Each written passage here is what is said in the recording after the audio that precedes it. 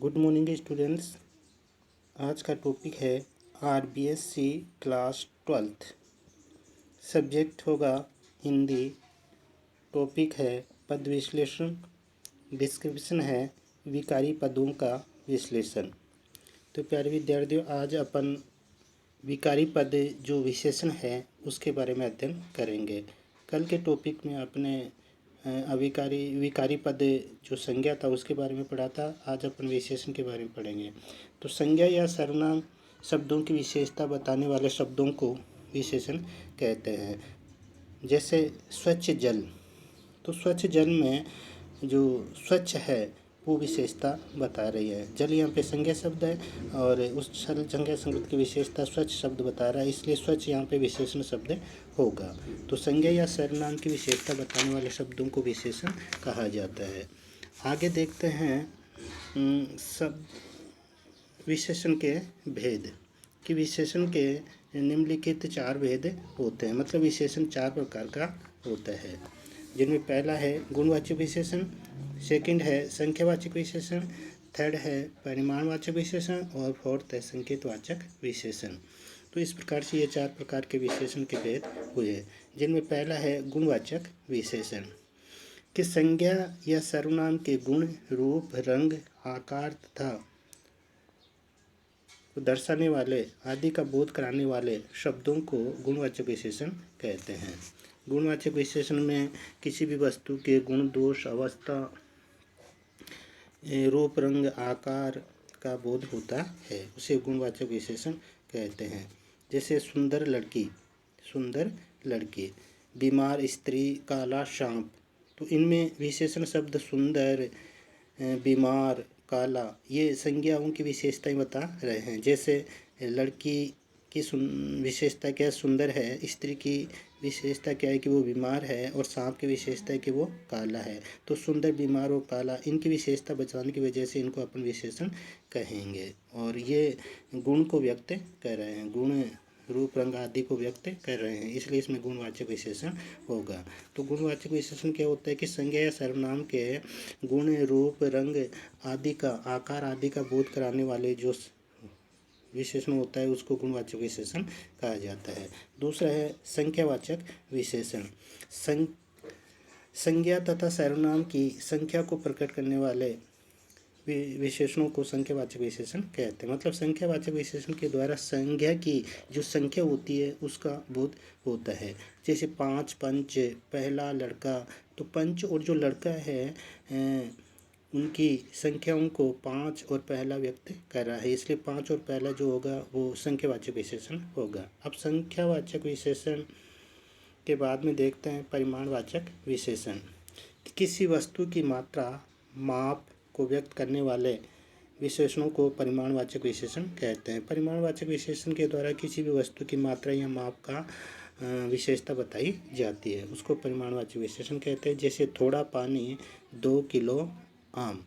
तो पानी की विशेषता क्या है, थोड़ा। तो थोड़ा शब्द के द्वारा अपन को परिमाण का बोध हो रहा है। इसी तरह आम शब्द की विशेषता 2 किलो, तो 2 किलो के द्वारा उनको मात्रा का बोध हो रहा है, इसलिए थोड़ा और 2 किलो में परिमाणवाचक विशेषण होगा। अगला है संकेत या सार्वनामिक विशेषण।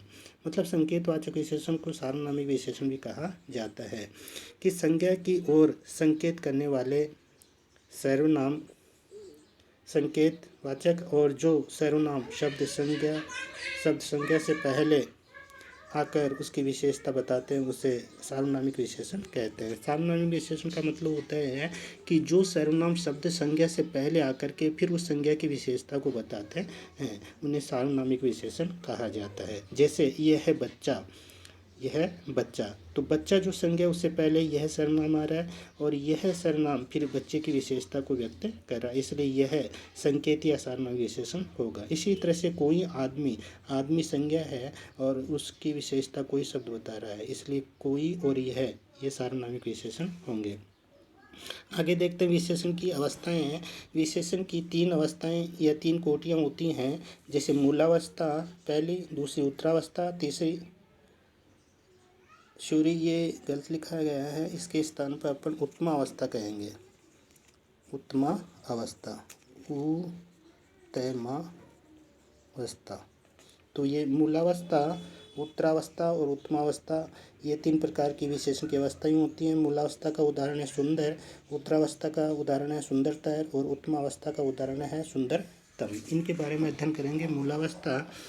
मूलावस्था वह होती है कि विशेषण की वह अवस्था जिसमें किसी भी शब्द का मूल रूप वो का वही रहता है, मतलब उसके शब्द के मूल रूप में कोई परिवर्तन नहीं किया जाता है, वहाँ पे मूलावस्था होती है। जैसे श्रेष्ठ, लघु, उच्च आदि, इन सब में मूलावस्था होगी। दूसरी है उत्तरावस्था। इस अवस्था में दो व्यक्तियों या दो वस्तुओं के बीच में तुलना की जाती है और एक को श्रेष्ठ बताया जाता है, वहाँ पे उत्तरावस्था होती है। तो उत्तरावस्था में दो व्यक्तियों या दो वस्तुओं के बीच में तुलनात्मक अध्ययन किया जाता है और फिर एक को श्रेष्ठ बताया जाता है, वहाँ पे उत्तरावस्था होती है। जैसे इनको चेंज करेंगे, श्रेष्ठ का श्रेष्ठतर, लघु का लघुतर और उच्च का उच्चतर। इसके उदाहरण होंगे, राधा सीता से सुंदर है। तो राधा और सीता दो प्राणी हैं, इनके बीच में तुलना करके एक को सुंदर बताया गया है। तीसरी है उत्तमावस्था। इस अवस्था में क्या होता है कि व्यक्ति या वस्तुओं का समूह होता है और उस समूह में से एक को श्रेष्ठ बताया जाता है, वहाँ पे उत्तमावस्था होती है। अर्थात विशेषण की वह अवस्था जिसमें वस्तुओं या व्यक्तियों के बीच में तुलना करके एक को श्रेष्ठ बताया जाता है, वहाँ विशेषण की उत्तमावस्था होती है।